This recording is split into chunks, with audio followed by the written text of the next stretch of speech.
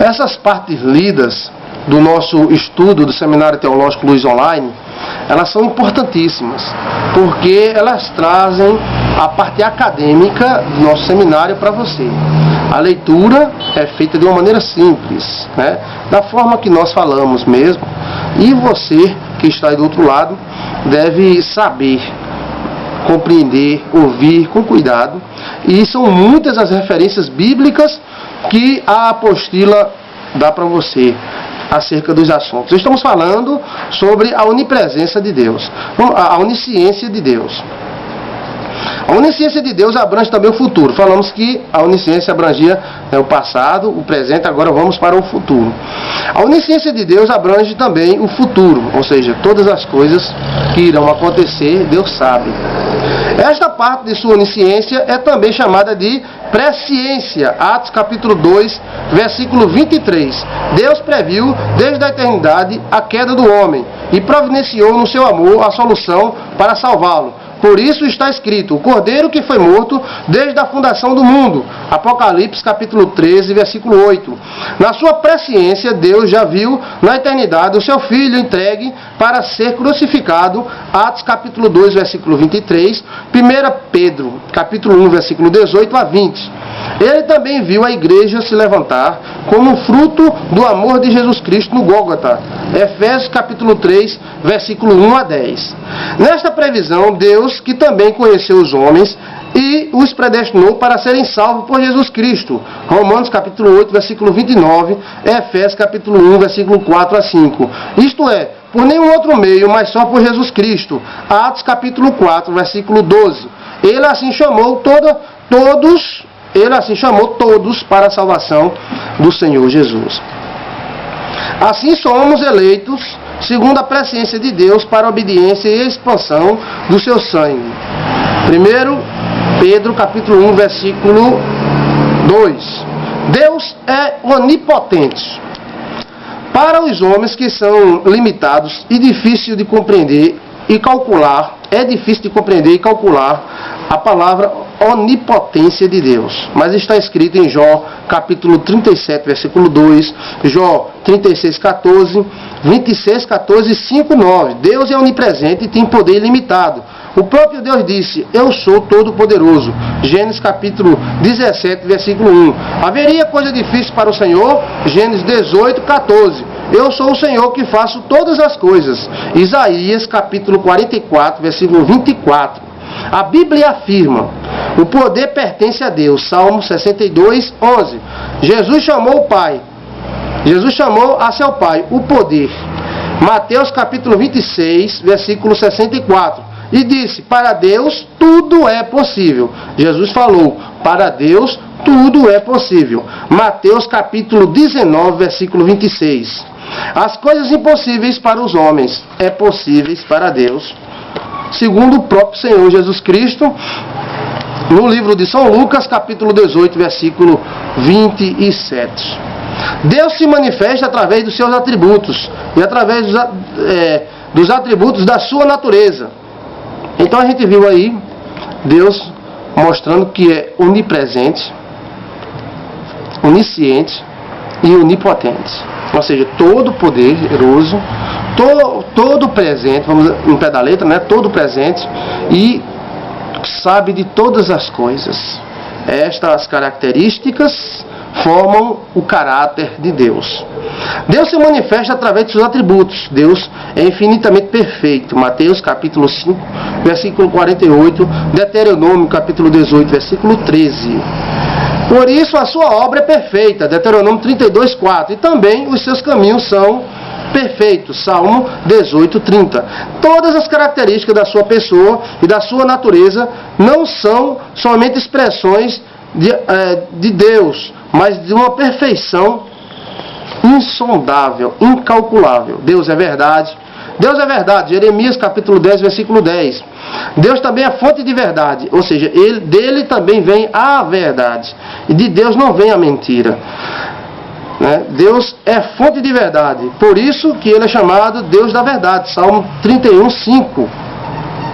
A verdade do Senhor é para sempre, como diz na Bíblia em Salmo 117, versículo 2. Assim como Deus é eterno, assim são também eternos os seus atributos. Deus é fiel. Essa qualidade, ou seja, são manifestações do caráter de Deus. Deus é fiel. Esta qualidade de modo absoluto, essa qualidade que de modo absoluto é a qualidade que caracteriza Deus e suas ações. Deus é fiel.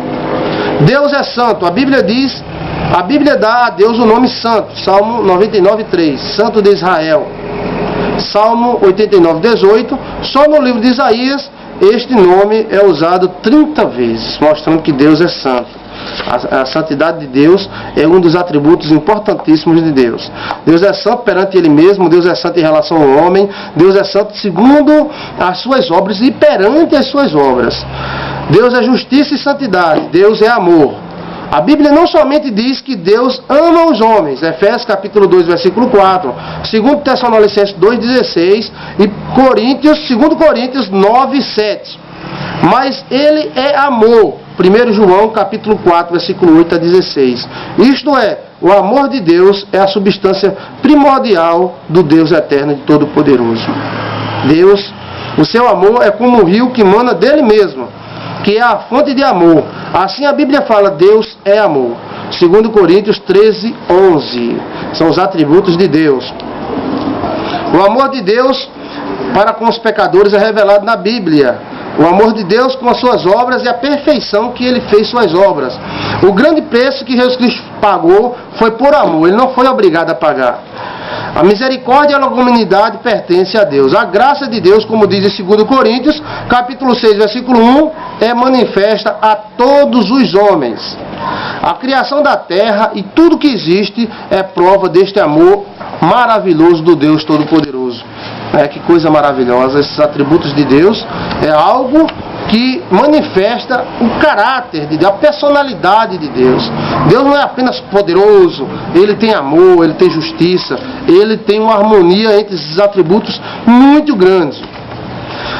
Vamos agora para a doutrina de Cristo, Cristologia, ou seja, o estudo de Cristo. O estudo a respeito do Cristo, do enviado de Deus. A pré-existência eterna de Jesus. Assim como Deus é eterno, Jesus também o é. No princípio era o Verbo, e o Verbo estava com Deus, e o Verbo era Deus. João capítulo 1, versículo 1. Ele é antes de todas as coisas. Colossenses capítulo 1, versículo 17.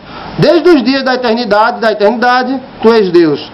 Miqueias 5:2. E antes que o mundo existisse, possuía glória junto com o Pai. João capítulo 17, versículo 3. Jesus disse, antes que Abraão existisse, eu sou. João capítulo 8, versículo 58. E em Provérbios capítulo 8, versículo 22 diz, lemos, o princípio dos seus caminhos antes de suas obras. Ou seja, Jesus Cristo, Ele não passou a existir. Ele já existia. Ele não passou a existir. Ele simplesmente existe. Ele não tem um princípio e também Ele não tem um fim. Jesus já existe. Ele não passou a existir quando Maria teve. Ele já existia. Ele também é Deus. Antes da fundação do mundo, Jesus planejou junto com o Pai a salvação do homem, a salvação da humanidade. Deus, na sua onisciência, viu na eternidade que o homem, ao ser criado, cairia em pecado, sujeito à perdição eterna. Ele, então, preparou um caminho de salvação por meio do sacrifício do próprio Filho. Jesus participou e coordenou, desde então, o plano da salvação. Ou seja, Jesus, Ele não passou a existir porque o homem pecou ou alguma coisa parecida, mas Ele passou a existir. Não, Ele já existe. Ele faz parte do Pai. No princípio era o Verbo, e o Verbo estava com Deus, e o Verbo era Deus. Jesus participou da criação. Todas as coisas foram feitas por Ele. E sem Ele, nada do que foi feito se fez. João capítulo 1, versículo 3. Todas as coisas subsistem por Ele. Colossenses capítulo 1, versículo 17. Maravilhoso, né? Então, Jesus Cristo participou de toda a criação. Ele não foi apenas o homem pecou, vamos criar um Jesus, não. Ele já existia. Todas as coisas foram feitas por ele. E sem ele, nada do que foi feito se fez. Muito interessante isso aí. É a pré-existência de Cristo. Vamos continuar na cristologia, estudo de Cristo.